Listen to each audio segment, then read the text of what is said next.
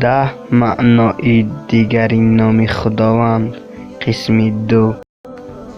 11 المتکبر صاحب عظمت و بزرگی. در ابتدای هر کار اگر این اسم را به کثرت خواند انشاءالله کامیاب خواهد شد.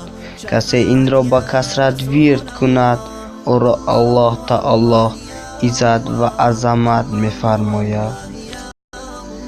12 الخالق آفریننده. هر که 7 روز مسلسل بخواند انشاءالله از تمام آفت نجات یابد و چهره خنده این اسم دائما منور است. 13 الباری آفریدگار و دهنده جهان.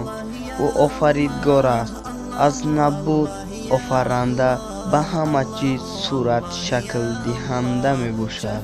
او صاحب نام های زیبا است. تمام موجودات های زمین و آسمان با او تسبیح می گویند.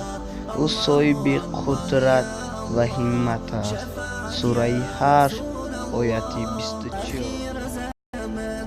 14 المصور سازنده صورت.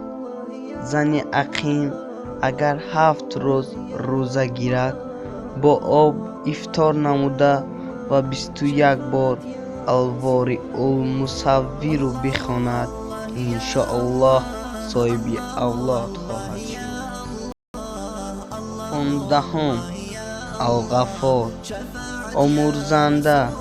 اگر کسی پس از نماز یا غفار رغفیر لی بخواند انشاءالله از زمره بخشیدگان خواهد شد.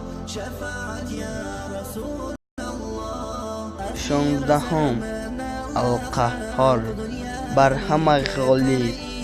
هر آن کس که این اسم را به کثرت ورد کند از دل وی خوبی دنیا خاتمه یافته و خوبی الله خواهد شد.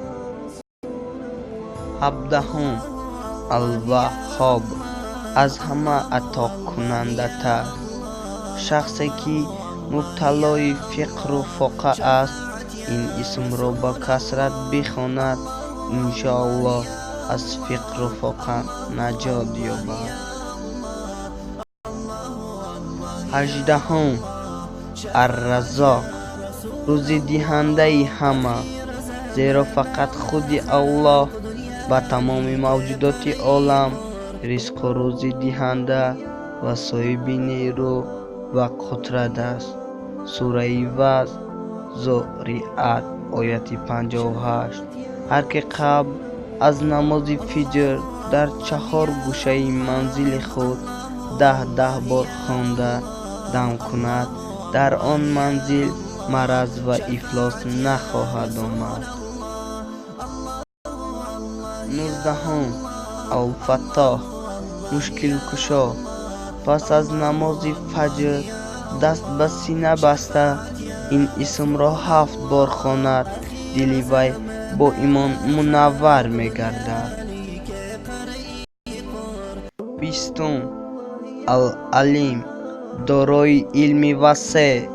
هر که این اسم را به کثرت ورد نماید الله تعالی بر او در علم و معرفت را می‌گشاید.